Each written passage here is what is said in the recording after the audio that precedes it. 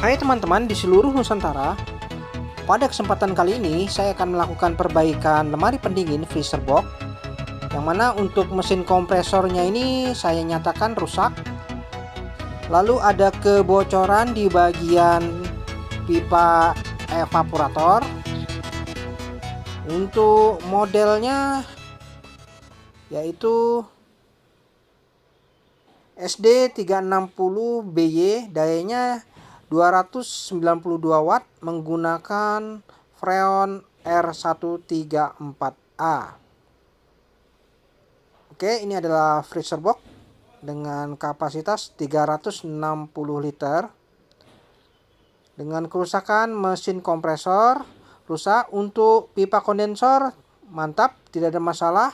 Saya sudah lakukan tes press, namun kerusakannya di bagian pipa evaporatornya.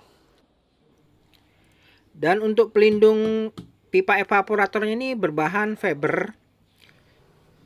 Jadi saya akan lakukan pergantian pipa evaporator. Saya siapkan pipa 1/4 2 roll. Filter dryer saya gunakan nanti sebagai akumulator. Lalu pipa kapiler dengan ukuran 031, panjangnya 2 meter, serta filter dryer ya. Oke, saya akan lakukan pengerolan di bagian ruang freezer ini. Karena untuk perbaikan mencari kebocoran pada evaporatornya ini tergolong cukup rumit. Oke, saya lakukan pengerolan terlebih dahulu. Baik teman-teman, setelah saya lakukan pengerolan, sudah habis satu roll sepanjang 15 meter. Ternyata cukup sampai di sini saja. Terdapat sekitar 5 baris rollan ini. Oke, jadi harus ditambah lagi sekitar setengah roll ya. Sepertinya sudah cukup. Untuk proses pengerolan ulang saya lakukan di bagian luar saja. Untuk pipa kapiler sudah saya sambungkan. Nah ini ya, jadi seperti ini proses pengerolan ulang yang saya lakukan di bagian luar saja, tidak perlu saya bongkar. Oke, kurang setengah roll saya akan tambah lagi sampai paling tidak 6 atau 7 lilit. Saya rasa sudah cukup. Oke, saya lakukan pengerolan lagi. Baik teman-teman, setelah saya lakukan pengerolan sepenuhnya seperti ini ya. Terdapat kurang lebih 7 lilitan. Saya rasa sudah cukup dan pekerjaan ini memang sungguh melelahkan, namun bagaimana ya, konsumen ingin agar freezer ini bisa digunakan kembali. Pipa 1/4 saya tembuskan bersama dengan pipa kapiler menuju ke ruang mesin. Oke, seperti ini. Jadi memang cukup melelahkan. Terlihat mudah, namun pekerjaan ini sungguh sangat melelahkan ya. Dan saya tambahkan juga akumulator untuk menghindari terjadinya pengeblokan pada pipa balik. Baik teman-teman, untuk mesin kompresor sudah saya reparasi dan ini saya pasang kembali mesin kompresornya yang rusak.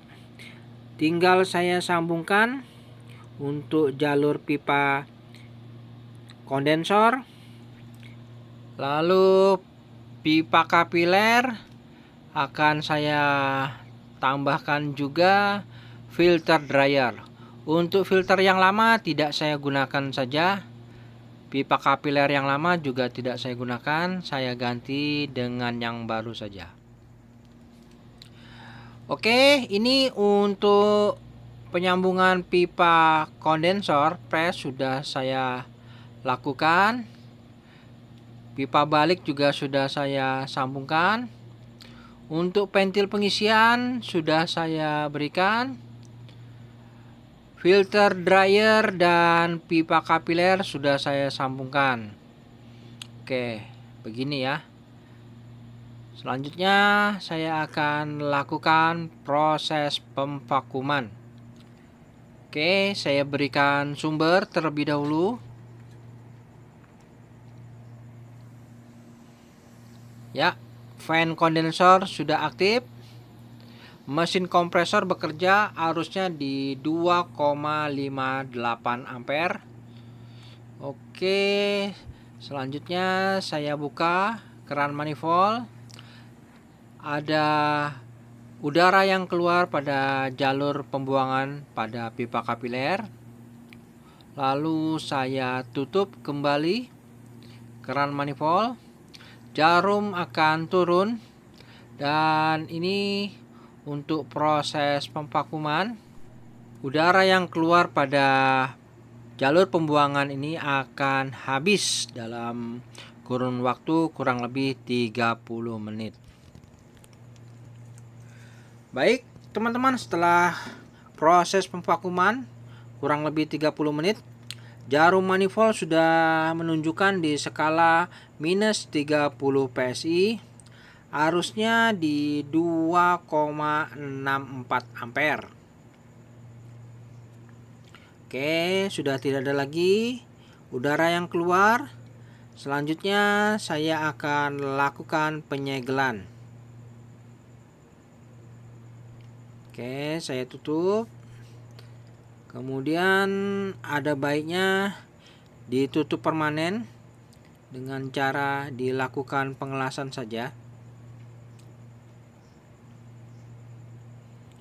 Untuk mesin kompresornya ini arusnya cukup besar ya, karena memang kapasitas PK-nya juga lumayan besar itu. Kurang lebih sekitar sepertiga PK kurang lebih.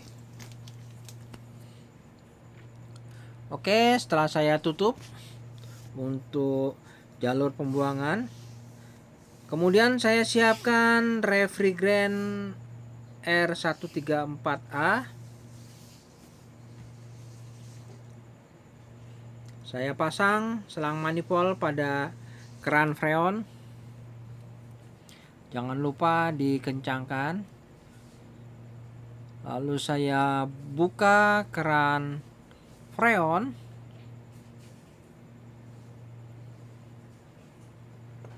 Oke, selanjutnya kita harus buang udara yang terjebak pada selang manifold.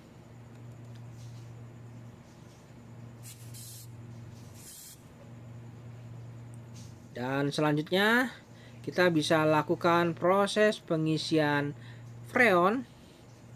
Kita buka perlahan. Oke, proses pengisian freon berlangsung dan lakukan secara bertahap. Paling tidak untuk tekanan R134 di skala 10 PSI.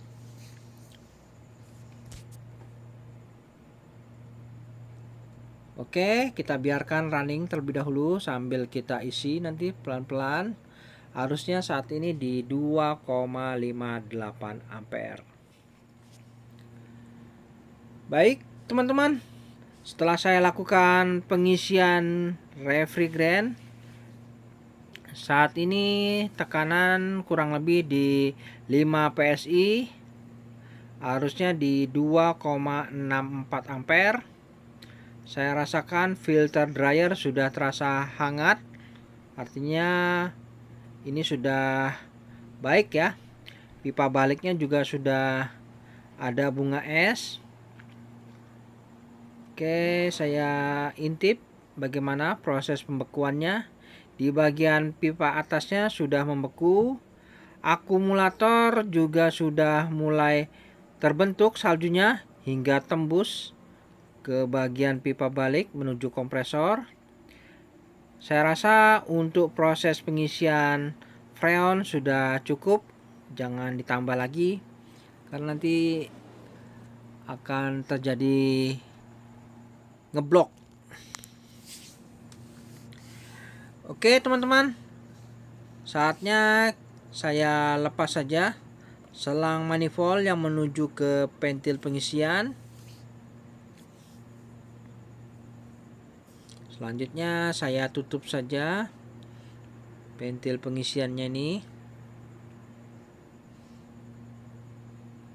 Ya, jadi untuk proses pengisian freon sudah cukup.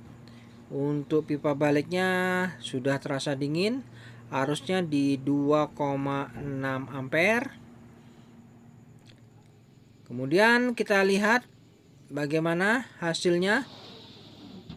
Ya, sama. Untuk proses pembentukan saljunya sudah terlihat merata. Dan untuk pembuktian saya berikan air mineral. Saya akan lihat dalam waktu beberapa hari harus membeku di bagian dasar, itu menandakan proses pembekuannya sudah sempurna. Oke, saya tinggal dulu ya. Baik teman-teman, setelah 2 hari kemudian saya cek kembali bagaimana hasilnya. Nampak saljunya sudah terlihat merata semua dalam waktu 2 hari. Lalu bagaimana dengan air kemasannya ya? Nah, ini saljunya sudah merata sampai ke bagian pipa paling terbawah. Yang pasti air mineralnya pun akan membeku dengan sempurna. Nah, seperti ini.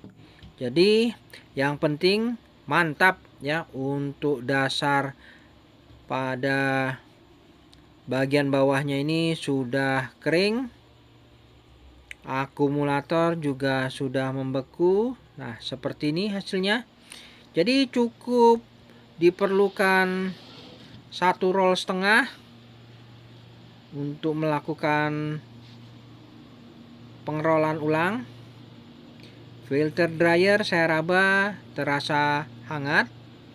Pipa baliknya bisa diberikan insulin pelindung ya, jadi tidak nampak basah di sini. Oke, jadi seperti itu untuk proses pengerolan pipa evaporator. Jadi sudah selesai dengan sempurna. Baik teman-teman, sampai di sini dulu perjumpaan video saya, dan kita akan ketemu lagi pada video saya selanjutnya. Sampai